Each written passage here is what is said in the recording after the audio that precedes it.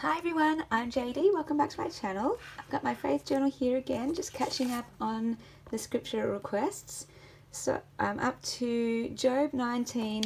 I think I did a typo. It says 24 there, but I went for Job 19:25.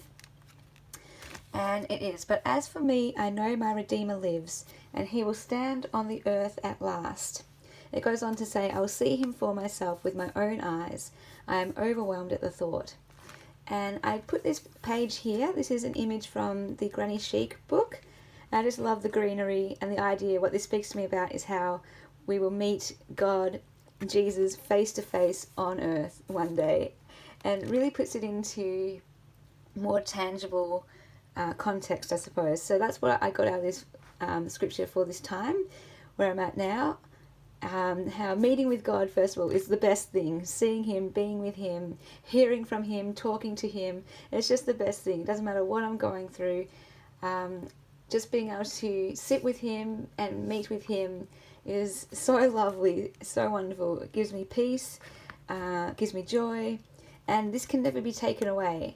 And that's what I mean by no matter what I'm going through, whether it's good times or bad times, I can always come to meet him. No matter what I've done, no matter how bad I may feel, I can always meet with him.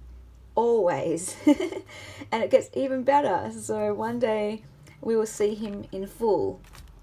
And yeah, it's just always a good reminder for me that no matter what's going on in my day, no matter what's going on in my life, I can always just go back to meeting with him, and that gives me everything I need. Whatever I need. It might be a bit of peace, it might be a bit of strength, it might be a bit of wisdom, he might give me a bit of direction or guidance.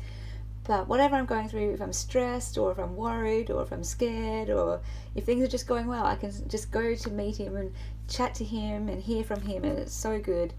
And one of the things that really helps me is what I call the imagination room, where I use my imagination as a tool to meet with him. So it just helps me to make it a bit more tangible, because God is invisible, can't be seen, and you can't physically touch him. And I don't personally hear an audible voice, but I still can hear from him. I still can talk to him and feel his presence, if that makes sense. And one of the tools that I use to help me with that, one of the ways is actually journaling, but another is just using my imagination. So I will go and meet with him in a garden. You can choose any place. Sometimes I would meet with him in a banquet hall. Other times I'll meet with him on a garden bench. But at the moment, the place that I meet him is underneath an apple tree in a garden. And I just sit there underneath the apple tree and sit with him. Sometimes we go for a walk together.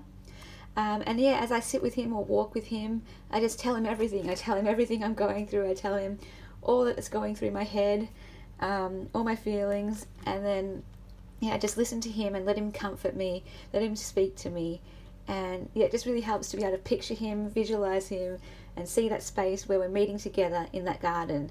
And yeah, maybe you want to meet in a different place. Maybe you want to meet together in your own house, in your living room, at your dining room table, or you're sitting on your lounge chair together or something. But ever since I discovered using the imagination, not just for creativity, not just for writing books and thinking of movies and stuff, I learned that you could also rein in the imagination and use it as a way to glorify God, use it as a way to meet with him and get to know him more. So just a little tip there for you. Use your imagination if that helps you. Alright guys, so I hope that was encouraging. Just a short one for this spread. I'll be back and I'll share the next page spread soon. Thanks guys, bye.